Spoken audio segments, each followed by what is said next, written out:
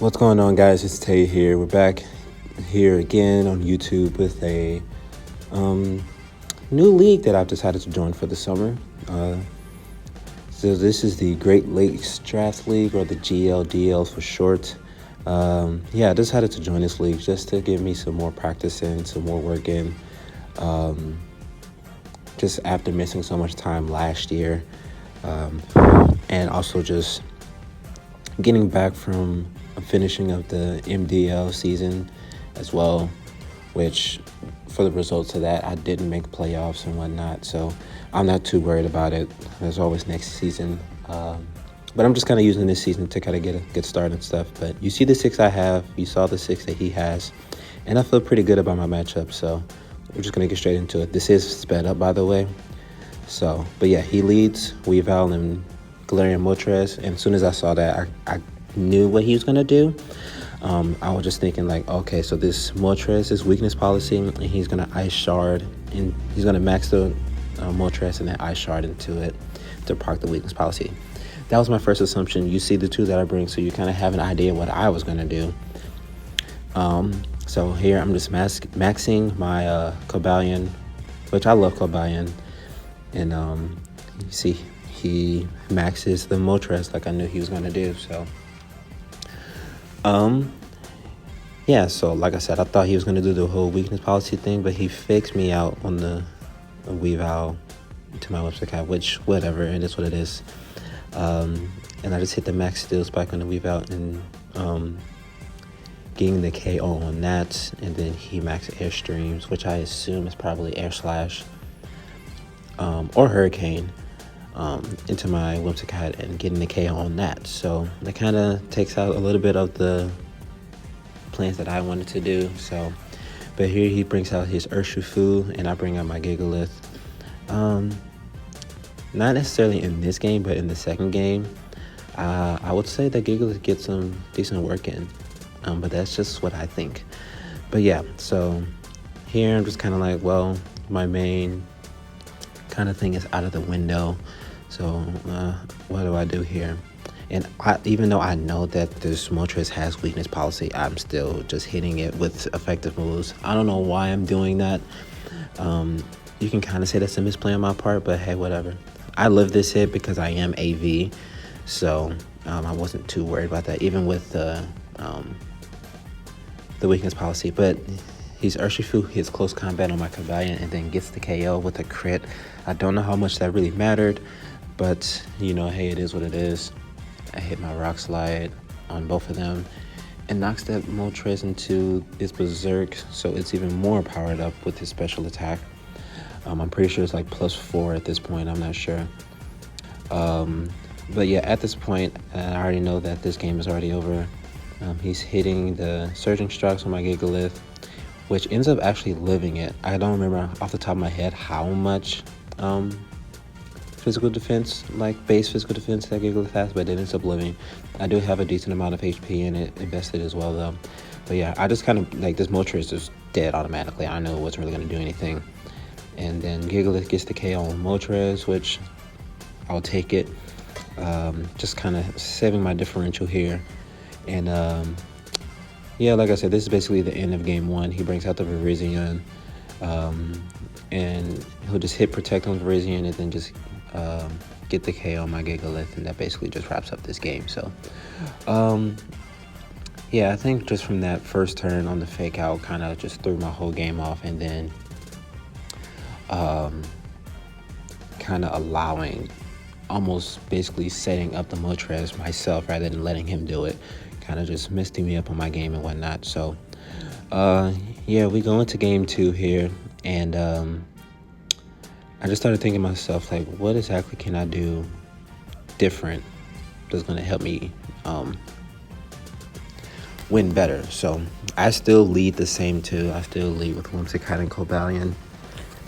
There's going to be a point in this match where I do some Cobalion and Whimsicott stuff, and I start freaking out about it because I thought I kind of just messed it up and played it wrong in a way.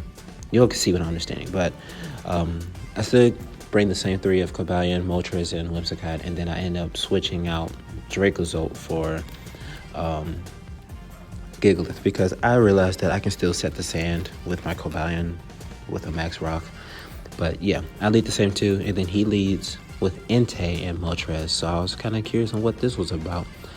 I'm pretty sure I protect here on my Whimsicott first turn. I kind of just missed it. I wasn't paying attention, but yeah, I'm pretty sure he protected, but he maxes his Entei, which was a little bit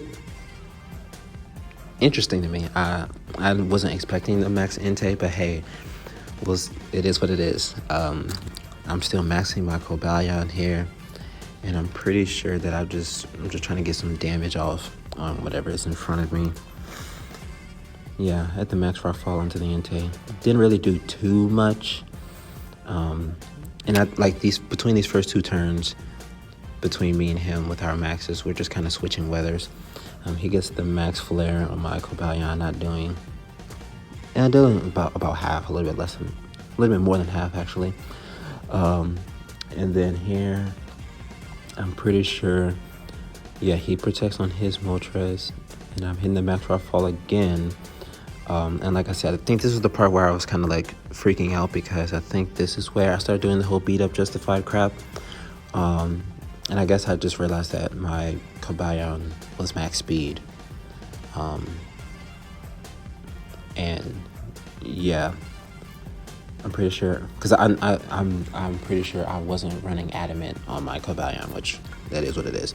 But he max flares into my Whimsicott, taking the weather away from me, so my Whimsicott doesn't die. So it gives me an extra turn to do some stuff with Whimsicott. So I just click Tailwind just to make sure that I am faster regardless of what happens for the rest of this game. That Prankster priority Tailwind really comes in clutch here. And so yeah, I just go back into the max rock fall, getting the KO on the Entei, because now I'm super boosted with my beat up justified stuff. So yeah, my Whimsicott dies here. My Cobalion still lives with whatever move that he just hit me with. Like I said, I have this sped up, so I'm kind of like just zooming through it. So I'm low-key forgetting on what I'm doing here exactly. But yeah, I bring out my Dracozolt, and like I said, now that I'm in this the sand, I know my Dracozolt's going to be moving and doing a lot of work. So yeah, he brings out the Urshifu again, which I knew like from the beginning of this game, Urshifu was going to be a huge problem for me, for my team. That was not surprising to me, but he Aqua Jets in my Cobalion, still not getting the KO. I get the Bolt Beak off, the crit Bolt Beak off on the Urshifu. Urshifu's Focus Sash, so the Dracozolt doesn't get the kill, but the Cobalion does off an indirect kill, because he set the sand. And so he brings up Virizion. I'm hitting Bolt Beak again on Moltres, and I know it's going to die. And I think here I'm just trying to get some damage off on the Virizion just to see what I can do here. He tries to go for the double protect, and it doesn't work for him. But yeah, I get the KO with my Life Orb Dracozolt, doing a lot of damage. And my Virizion, the Virizion also dies because, like I said, I am max attack. So that's basically the end of the game there. And like I said, I'm just fast forwarding through all this. So yeah, now we're going to enter game 3.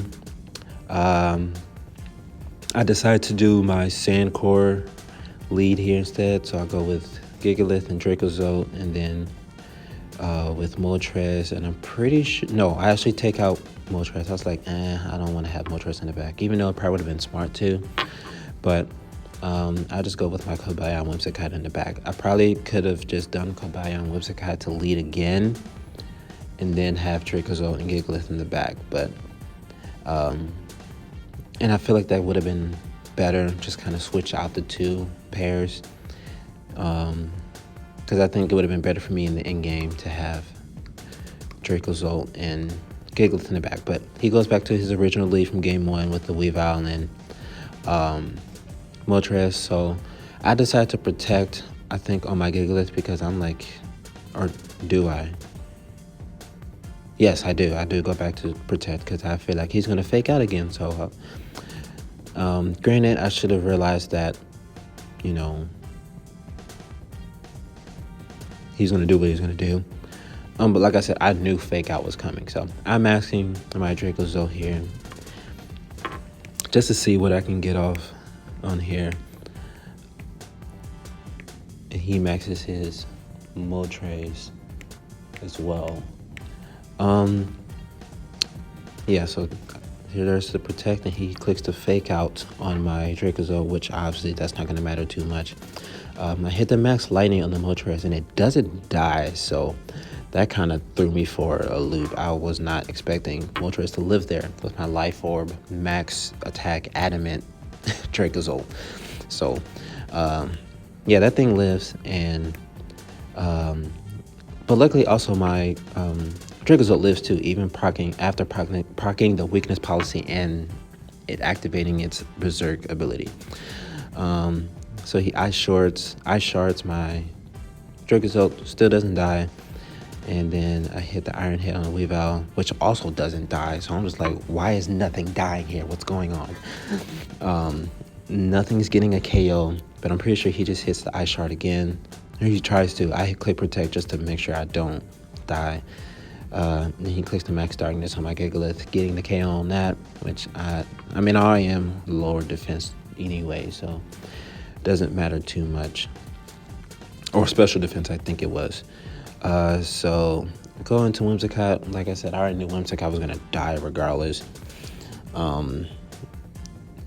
And so yeah, both of our max turns ends here, and I think I clicked Moonblast or Tailwind.